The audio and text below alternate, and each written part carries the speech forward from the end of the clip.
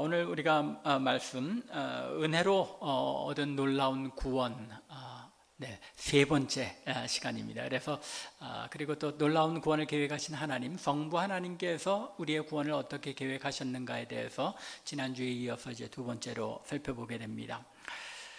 3절부터 6절의 본문을 계속 살펴봤는데 이 안에는 하나님께서 우리를 위해 계획하신 놀라운 계획이 어떤 것이었나, 삼위일체 하나님께서, 성부, 성자, 성령 하나님께서 우리의 구원에 어떤 놀라운 일을 행하셨는가를 이제 생각해 보고 있습니다. 성부 하나님께서 우리를 위해 행하신 일들 생각해 볼 때, 하나님께서 창세 전에, 즉 영원 전에 그 기쁘신 뜻대로 우리를 택하시고 예정하셔서 자기의 아들들이 되게 하셨다는 사실을 살펴보았습니다. 즉 선택과 예정이라는 방식으로, 그것도 영원 전에 아직 우리가 존재하지도 않았을 그때에 하나님께서 우리를 택하시고 예정하심으로써 이 구원이, 오늘날 우리가 누리는 이 구원이 전적인 하나님의 은혜로 된 것임을 우리로 하여금 깨닫게 하십니다. 그리고 우리를 아들들이 되게 하셨다고 말씀하심으로써 우리가 전에는 아들이 아니었다는 이야기죠. 전에는 불순종의 자녀요, 또 진노의 자녀였던 우리들을 이제 우리를 양자로 들여서 아들들이 되게 하심으로써 그리스도와 함께한 영원한 하나님 나라의 상속자로 삼으셨다는 것, 지난주에 살펴보았습니다. 그런데 지난주에 우리가 3절부터 6절의 내용을 분석해 본 바에 의하면 하나님께서 이렇게 우리를 선택하고 예정하셔서 아들들이 되게 하신 데에는 분명한 목적이 있다는 것입니다. 아무리 아름다운 계획일지라도 그 목적이 이루어지지 않는다면 그 계획은 실패한 계획이죠.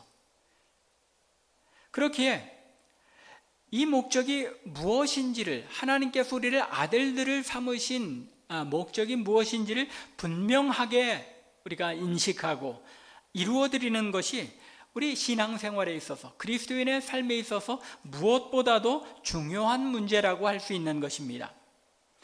하나님께서 우리를 택하시고 구원하신 목적에 대해서 우리가 읽은 본문은 두 가지를 말씀하고 있죠. 그 첫 번째는 4절에 언급된 대로 우리로 사랑 안에서 그 앞에 거룩하고 흠이 없게 하시려고, 우리를 아들들로 삼으신 목적은 하나님 앞에서 거룩하고 흠 없는 자들로 세우시기 위해서 아들들을 삼으셨다는 것입니다. 두 번째 목적은 6절 마지막 부분에 나와 있죠. 그의 은혜의 영광을 찬송하게 하려는 것입니다. 이 두 목적은 서로 별개의 목적이라기보다는 이 두 번째, 그 은혜의 영광을 찬송하게 하려는 이 목적이 보다 광범위한 목적이죠. 그리고 그 안에 이 4절에서 언급한 거룩하고 흠이 없게 되는 것이 이제 속하게 되는 겁니다. 그래서 결국은 우리가 거룩하고 흠이 없게 되어질 때에 하나님께서 목적하신 대로 그 은혜의 영광을 찬송하는 삶이 이어질 수 있다는 것입니다. 그러므로 오늘 이 목적, 즉 하나님께서 우리를 아들들이 되게 하신 목적이 무엇인지를 한번 우리가 함께 생각하며 은혜를 나누고자 합니다. 한국 사회를 우리가 캐나다에서 바라보고 또 한국에서 벗어나서 밖에서 들여다보면 참 한국 사회가 위태위태해 보입니다. 그런데 항상 그 안에서는 어떻습니까? 평온하게 일상의 생활이 그대로 이어집니다. 안보 불안감, 불안증, 불안증이 아니라 무감증, 그런 증세가 나타나고 있는 거죠. 항상 이 안보에 대한 불안이 자꾸 언급이 되다 보니까 나중에는 이 양치기 소년처럼 자꾸 반복이 되다 보니까 이제는 그러려니 그런가 보다 하고 살아가게 되는 것입니다. 올해만 해도 여러분들 이 북한에서 미사일을 몇 번 발사했는지 아세요? 12번이나 되더라고요. 그 이야기는 한 달에 적어도 2번 이상 미사일을 발사해야 되고 있는데 한국에서는 신문기사에 그저 한 줄도 오늘 몇 시경에 북한에서 순항미사일을 발사했다, 그렇게 나오고 끝입니다. 그런데 외국에서는 어떻습니까? 서양의 신문이나 그런 데서는, 미디어에서는 대서특필이 되고 한국이 아주 불안한 상황에 있는 것처럼 묘사가 됩니다. 왜 이런 현상이 일어나는 것입니까? 늘상 있어온 일이라는 것이죠. 반복되는 현상이 사람들로 하여금 무뎌지게 하는 것입니다. 그런데 이러한 모습은 한국 교회의, 우리 한국 성도들의 신앙생활에서도 나타나고 있습니다. 한국 사회에서는 교회의 문제와 한국 기독교에 대하여 그 위태한 상황을 지적하며 많은 세상 사람들이 손가락질을 하고 냉소를 보내고 있는데, 한국 교회의 지도자들과 한국 교회의 성도들은 그저 그러려니 하고 생각한다는 것입니다. 단순히 성도의 숫자가 줄어든다는 그런 문제만이 아니죠. 인구가 줄어드니까 성도의 숫자가 줄어드는 것 당연할 수 있습니다. 그런데 문제는 중고등학생, 청소년들이 급격히 줄어들고 있다는 겁니다. 인구 감소의 비율 이상으로 줄어들고 있다는 것입니다. 왜요? 한국의 젊은 세대들이 기독교를 더 이상 존경할 만한, 또 우리가 품을 만한 이상적인 그런 신앙으로 생각하지 않는다는 것입니다. 어떤 대형 교회에서는 비자금을 만들어 놓고 관리한 것이 드러나서 담당 장로님이 자살을 하는 그런 사태까지 일어났었는데도 아무런 책임이나 또 자세한 수사 없이 그대로 그냥 지나가고 맙니다. 그리고 은퇴하신 그 목사님은 대기업 이상의 대우를 받으면서, 대기업 회장의 대우 이상을 받으면서 목사님이 새벽 기도에 참여할 때면 마치 대통령이 움직이는 것처럼 은퇴 목사님 지금 몇 가 지나십니다, 어디를 통과하고 계십니다 라고 온 교회가 동원돼서 그것을 보고하고 보고받고 할 정도로 이런 경호를 받으면서 새벽 기도에 참석합니다. 또 어떤 교회는 건축을 하는데 사회법에 저촉되어 시정명령이 떨어져도 모르쇠로 버팁니다. 이런 불법과 타락한 모습들이 수만 명이 모이는 교회라는 특권 아래 떳떳하게 존재합니다. 그러다 보니까 세상 사람들이 교회의 모습을 보고 냉소를 보내고 손가락질을 하고, 자주 말씀드리는 것처럼 개독교라고 말하는 그런 일들이 일어나는 것입니다. 눈에 띄는 대표적인 현상들 한두 가지만 말씀드렸지만, 그 외에도 목회자들의 성적 타락 등 수많은 교회의 타락된 모습이 신문에 자주 등장합니다. 그리고 이런 교회와 성도의 모습이 세상 사람들의 눈에는 더 이상 세상과 다를 바 없는 기독교 신앙으로 비춰져서 한국 사회에 한국 교회와 기독교 신앙이 손가락질을 받고 있는 것입니다. 그리고 이런 현상이 오래 지속되면서 성도와 교회가 무뎌져서 그냥 그러려니 하고 지나간다는 것입니다. 한국 기독교의 초기에 전국의 기독교인이 20만, 30만 명이 채 안 되던 1920년대, 30년대에 오히려 기독교인들은 사회의 빛과 소금의 역할을 다하는 그런 기독교였습니다. 비슷한 시기에 3.1운동이 일어나자 독립선언서에 서명한 33인 중에 16명이 기독교 지도자들이었습니다. 이렇게 한국 사회를 바르게 선도해 나가는데 앞장섰던 그런 교회가 채 100년도 지나지 않아서 한국 사회의 천덕꾸러기가 되고 지탄의 대상이 되고 만 것입니다. 왜 이런 현상들이 일어나는 것입니까? 제 생각에는 문제의 근원은 한국 교회에서 오늘 본문의 말씀에 언급된 하나님께서 우리를 자기 아들들이 되게 하신 궁극적인 목적을 올바로 가르치지 못한 데서 이런 일들이 일어나고 있다고 생각됩니다. 여러분들은 왜 기독교인이 되셨습니까? 왜 여러분들은 예수를 믿습니까? 예수 믿고 천국 가려고 믿습니까? 맞습니다. 예수 믿으면 천국 가는 것 맞습니다. 그런데 예수 믿는다는 것은 그런 의미 정도에 그치는 것이 아니라는데 문제가 있는 것입니다. 지난 주일에도 말씀드린 것처럼 예수를 믿는다는 것, 내가 기독교인이 되었다는 것은 나 스스로가 선택하고 내가 이루어낸 공로가 아닙니다.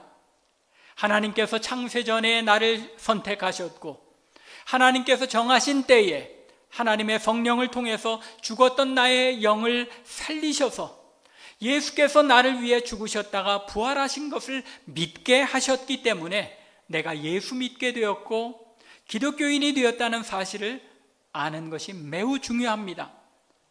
여기에 기독교 신앙의 위대함이 있는 것입니다. 그런데 이것만으로 그쳐서는 또 안 된다는 것입니다. 왜요? 하나님께서 우리를 이렇게 위대하고 놀라운 일을 우리에게 이루어 주신 데에는 하나님께서 뜻하신 목적이 있기 때문이라는 것입니다. 그 목적이 무엇이라고요? 우리로 하여금 사랑 안에서 그 앞에 거룩하고 흠없게 하시려고. 오늘 본문 말씀은 분명하게 하나님께서 우리를 거룩하고 흠이 없게 하시려는 이 목적을 위해서 우리로 하여금 예수 믿게 하셨고 하나님의 자녀가 되게 하셨다고 선언합니다. 천국이, 하늘나라가 우리의 최종 목적지인 것 맞습니다. 하지만 하나님께서 우리를 구원하신 목적은 우리를 천국에 들어가게 하시려는 데만 있는 것이 아니라 우리를 거룩하고 흠없는 하나님의 자녀가 되게 하시려는 데 있다는 말입니다. 천국은 그 거룩한 하나님의 백성이 된 결과로 들어가게 되는 장소인 것입니다. 하나님께서 아담과 하와를 창조하신 후에 보시기에 심히 좋았더라라고 감탄하십니다. 하나님께서 6일 동안 창조를 하시면서 매일 뭐라고 말씀하세요? 보기에 하나님 보시기에 좋았더라라고 기록하고 있는데 인간을 지으시면서는 뭐라고요? 보시기에 심히 좋았더라고 감탄하시는 것입니다. 하나님 보시기에 더할 나위 없이 아름답고 완벽하게 인간이 지음 받았다는 것입니다. 하나님의 형상대로 창조하신 인간이었기 때문에 우리의 지적인 능력과 또 우리의 마음의 감정과 또 의지만이 아니라 하나님을 닮아서 거룩한 형상을 우리가 가지고 지음을 받았기 때문에 흠이 없이 완전한 존재, 그것이 하나님께서 창조하신 인간의 최초의 모습이었다는 것입니다. 이처럼 하나님께서 창조하신 인간 본래의 모습, 그 모습은 하나님을 닮아서 거룩한 그리고 흠이 없는 그런 모습이었습니다. 그런데 하나님을 닮아 거룩하고 흠이 없던 인간이 창세기 3장에서 어떻게 됩니까? 죄를 범함으로 말미암아 그 거룩함이, 그 완전함이 깨어지고 맙니다. 그리고 에덴 동산에서 쫓겨나게 되는 것입니다. 죄로 말미암아 거룩함이 사라지게 되었을 때 흠과 허물투성이가 되어서 죄 가운데 살아가는 존재가 되었고 하나님과의 관계가 단절되었다는 것입니다. 따라서 인간의 구원이라는 것은 아담과 하와가 타락하기 이전의 모습으로 회복되는 것을 상징합니다. 하나님의 백성들에게 있어서 구원은 그 완전했던 에덴 동산, 하나님과 교제와 사귐이 있었던 그 거룩한 상태로 회복되는 것을 의미합니다. 이러한 이유 때문에 하나님께서 이스라엘 백성들을 애굽에서 구원해 내셔서 하나님의 백성 삼으셨을 때에도 그들을 구원하신 목적은 단순히 그들을 애굽에서 구원해서 가나안 땅에 들어가게 하기 위한 것이 아니었습니다. 오히려 그들을 거룩하고 흠이 없는 하나님의 자녀가 되게 하시려는데 하나님의 목적이 있으셨다는 것입니다. 그래서 레위기 11장 44절과 45절에서 하나님께서 이렇게 선언하십니다. 나는 여호와 너희의 하나님이라. 내가 거룩하니 너희도 몸을 구별하여 거룩하게 하고 땅에 기는 길짐승으로 말미암아 스스로 더럽히지 말라. 나는 너희의 하나님이 되려고 너희를 애굽 땅에서 인도하여 내는 여호와라. 내가 거룩하니 너희도 거룩할지어다. 율법을 지켜야 하는 것이 왜 주어진 것입니까? 하나님의 거룩하심을 닮아가게 하기 위해서 이 율법이 주어졌다는 것입니다. 그 순서를 우리가 잘 눈여겨봐야 하는 것입니다. 흔히 어떤 목사님들, 학자들은 구약시대에는 율법을 지켜야만 구원을 얻을 수 있었다라고 말하기도 합니다. 율법을 지켜야만 하나님의 백성이 되는 것이다 라고 설명하기도 합니다. 그런데 구약을 보면 그렇지 않습니다. 너희가 계명을 지켜서 완전해지고 거룩해져야 내 백성이 되게 하시겠다는 것이 아니라 이미 애굽에서 구원하여 하나님의 백성을 삼으셔 놓고 하나님의 자녀로 만들어 놓고 그리고 너희를 구원한 아버지 하나님이 내가 거룩하니 너희도 거룩한 하나님의 자녀가 되라고 주신 삶의 원리가 바로 율법이라는 것입니다. 이 순서를 혼동하지 않아야 합니다. 우리가 율법을 행위를 지켜서 거룩하게 되고 완성되어서 하나님의 자녀가 된 것이 아니라 우리가 이미 하나님의 자녀가 되었기 때문에 그리고 하나님께서 우리로 하여금 구원받은 하나님의 백성으로 거룩하게 되기를 원하셨기 때문에 우리가 율법도 지키는 것이요 또 하나님의 말씀에 순종하여 행하는 것이라는 말입니다. 하나님의 자녀답게 거룩하게 될 때에 이스라엘이 다시 하나님과의 교제를 회복하고 타락 이전에 낙원의 삶을 회복하게 된다는 것, 그것이 구약에 나타난 구원의 모습인 것입니다. 이것은 오늘날 신약 시대에도 동일합니다. 하나님께서 그리스도 안에서 우리를 택하셔서 하나님의 아들들로 삼으셨습니다. 이미 그렇게 로마서도 그렇고 오늘 읽은 에베소서도 분명히 사도 바울이 그렇게 선포하고 있지 않습니까? 하나님이 창조 전에 택하시고 예정하셔서 그 택하신 때 우리로 믿게 하셔서 우리가 아들들이 되게 하셨는데 그런데 거기에 목적이 있다라는 겁니다. 우리가 하나님의 자녀로 천국에 들어가는 그날까지 이 세상에서 살아가는 삶은 하나님께서 우리에게 주신 이 목적을 이루는 삶이 되어야 한다는 것입니다. 그 목적이 무엇이에요? 거룩함인 것입니다. 흠없는 하나님의 자녀가 되어야 한다는 것입니다. 그래서 베드로도 베드로전서 1장 14절부터 16절에서 이렇게 권면합니다. 너희가 순종하는 자식처럼 전에 알지 못할 때에 따르던 너희 사욕을 본받지 말고 오직 너희를 부르신 거룩한 이처럼 너희도 모든 행실에 거룩한 자가 되라. 기록되었으되 내가 거룩하니 너희도 거룩할지어다 하셨느니라. 이 마지막 16절은 무슨 말씀입니까? 구약에 나타난 구원의 원리와 오늘날 이 신약에 나타난 구원의 원리가 동일하다는 겁니다.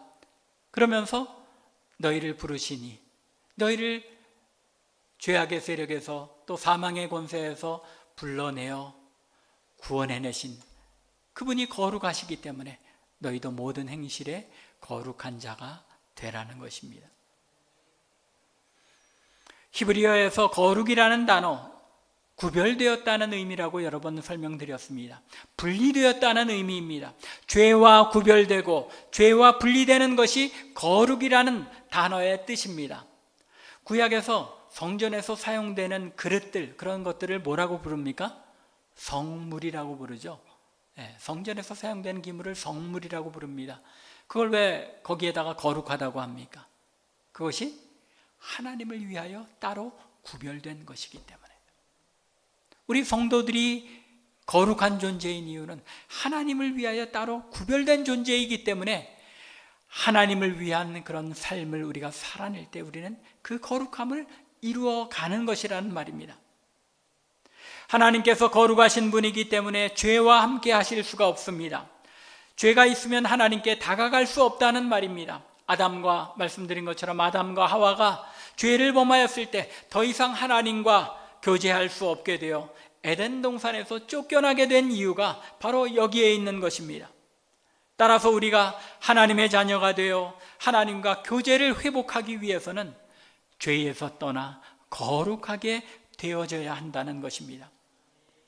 바로 여기에 우리가 이 세상에서 하나님의 자녀로 살아가는 삶의 목적이 있는 것입니다. 우리 신앙생활의 목표, 천국 가는 데에만 있는 것이 아니라 이 땅을 살아가는 우리 성도들의 삶의 목표는 거룩함에 있다는 것입니다. 죄에서 떠난 거룩한 삶을 회복하는 데 있다는 것입니다. 그런데 오늘날 너나 할 것 없이 많은 그리스도인의 이 땅에서의 신앙생활의 목표가 무엇입니까? 이 세상에서 복받아서 물질적 풍요를 누리고 행복한 가정의 삶을 누리는 것, 이것이 대다수의 기독교 신앙을 가진 성도들의 오늘날의 삶의 모습은 아니냐는 것입니다. 우리 참빛교회 성도들은 참 은혜 가운데 많이 성숙된 그런 신앙을 가지셔서 이제는 거룩함의 중요성을 많이 알고 행하시는 분들이라 믿습니다. 하나님의 목적은 거룩함에 있는데 이 거룩함에는 관심이 없고 세상에서 건강 누리고 행복한 삶을 누리는 데에만 관심이 있는 것입니다. 물론 이 세상에서 물질을 누리고 행복한 삶을 사는 것, 하나님께서 우리에게 주시는 축복입니다. 그 축복인 걸 우리가 거부하자는 이야기가 아니라 그것을 누리느라 하나님께서 우리에게 본질적으로 원하시는 이 거룩의 문제는 뒤로 놓고 이 세상을 즐기느라 거룩함을 잊어버리는 삶이 되어서는 안 된다는 것입니다. 성도의 신앙생활의 주된 관점은 하나님과의 관계 회복에 있다는 사실을 알아야 하는 것입니다. 하나님과의 관계 회복을 위해서는 거룩하고 흠이 없어야 합니다. 또 거룩하기 위해서는 죄에서 떠난 삶을 살아야 합니다. 우리의 생각이 죄와 분리되어야 하고 하나님께서 미워하시는 일들을 나도 미워하며 행하지 말아야 합니다. 그러다 보니 다른 사람들을 사랑할 수밖에 없게 되는 것이고 다른 사람들에게 온유할 수밖에 없는 것이고 자비를 베풀게 되는 것이고 또 이런 모습으로 하루하루 우리는 성령의 열매를 맺어 가게 된다는 것입니다. 그런데 우리는 심하게 착각하는 경향이 있습니다.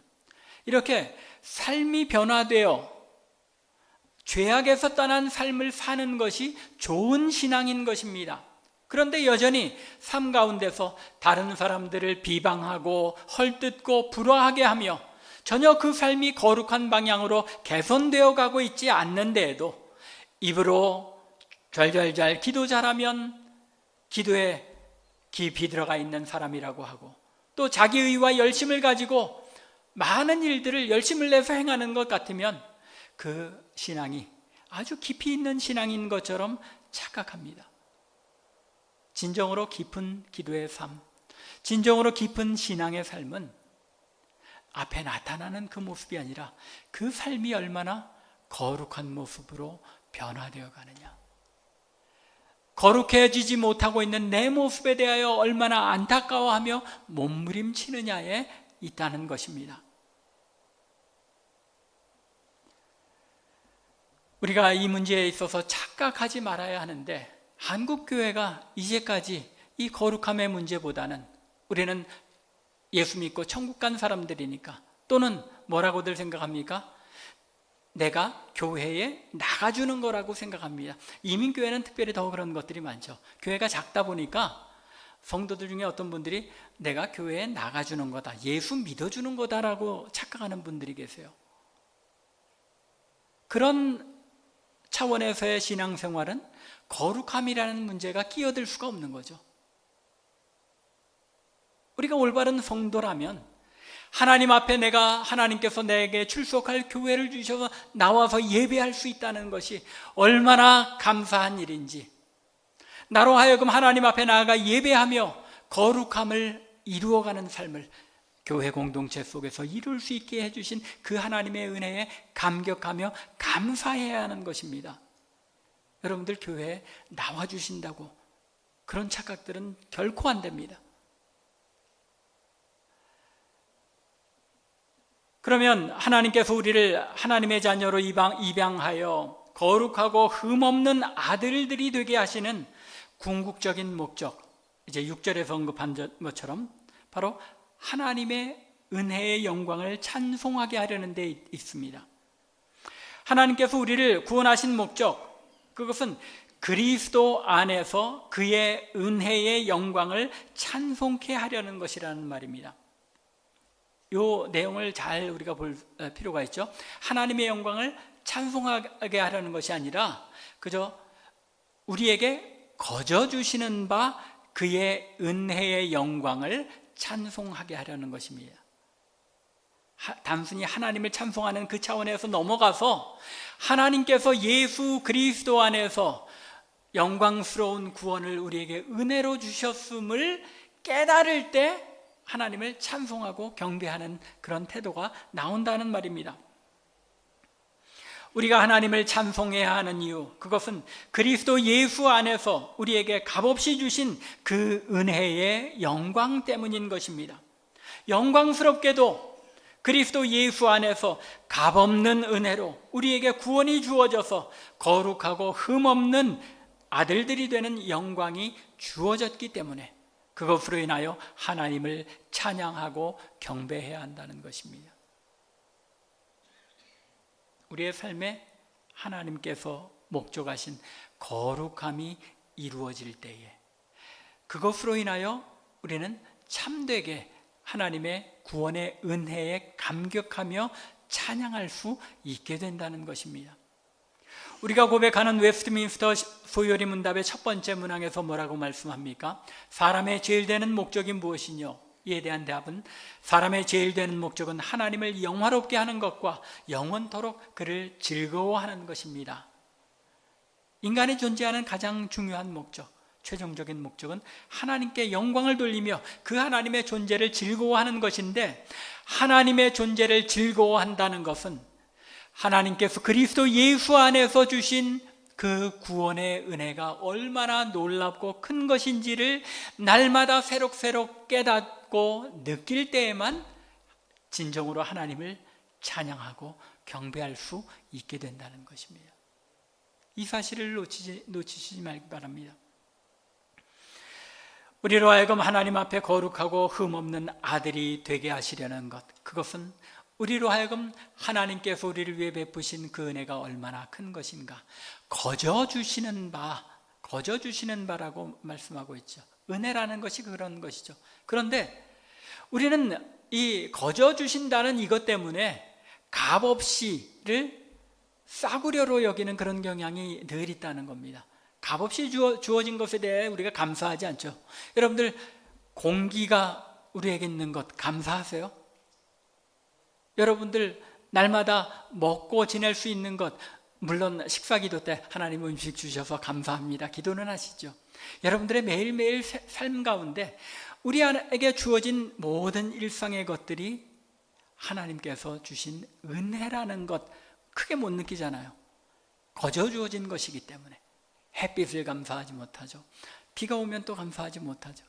그런 것들을 우리가 감사할 수 있어야 하는데 감사하지 못하는 것, 그것이 거저 주어졌기 때문인데, 우리가 착각하기 쉬운 것 중에 하나도 예수 그리스도를 이 땅에 보내주신 것, 우리에게 거저 구원을 주신 것을 그런 식으로 착각해서는 안 된다는 겁니다.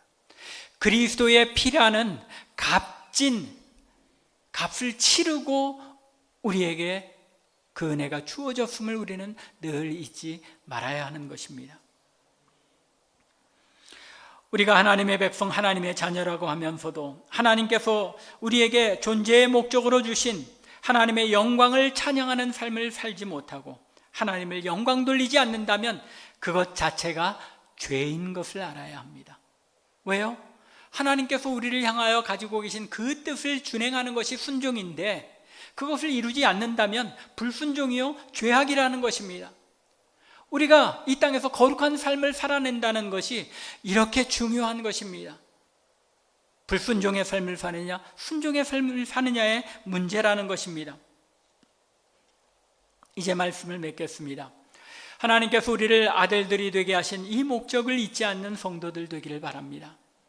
매일의 삶에서 거룩하고 흠없는 하나님의 자녀로서의 삶을 살아내는 이 책임이 우리에게 주어진 것을 늘 인식하며 매 순간순간을 살아내야 하는 것입니다. 내 삶의 구석구석 뼛속 깊이 죄악이 스며들어 있기에 이 죄악으로부터 나를 구별하고 분리해내서 거룩한 삶을 살기 위해서는 끊임없는 몸부림이 필요한 것입니다. 그렇기에 사도 바울조차도 로마서 7장 24절에서 뭐라고 고백합니까? 오호라 나는 곤고한 사람이로다. 이 사망의 몸에서 누가 나를 건져내랴 하고 부르짖으며 하나님 나의 이 절망적인 죄악으로부터 죄성으로부터 나를 구별하여 주소서라고 간절하게 기도하고 있는 것입니다. 이러한 기도가 이러한 몸부림이 우리의 몸부림과 기도가 되기를 바랍니다. 상한 심령으로 절망 가운데서 부르짖는 하나님의 자녀의 기도를 하나님께서 응답하시는 줄로 믿습니다. 성령을 보내셔서 죄악으로부터 벗어나게 하시고 거룩한 삶을 이루어 가도록 우리를 변화시켜 주시는 것입니다. 우리에게 중요한 문제는 날마다 몸부림치며 기도하는 가운데 하나님의 뜻을 이루어드림으로 거룩하고 흠없는 삶에 더욱더 가까이 나아가는 것입니다. 간절히 원하기는 우리 참빛교회 성도들 한 분 한 분이 이러한 우리의 구원의 궁극적인 목적이 어디에 있는지, 하나님께서 우리를 위해 놀라운 계획을 가지시고 영원전부터 택하고 예정하여 우리를 하나님의 아들들이 되게 하신 이 하나님의 목적이 무엇인지를 늘 마음에 새기고 매일매일의 삶 가운데 거룩함을 이루어드리는 교회와 성도 되기를 주님의 이름으로 간절히 축원합니다.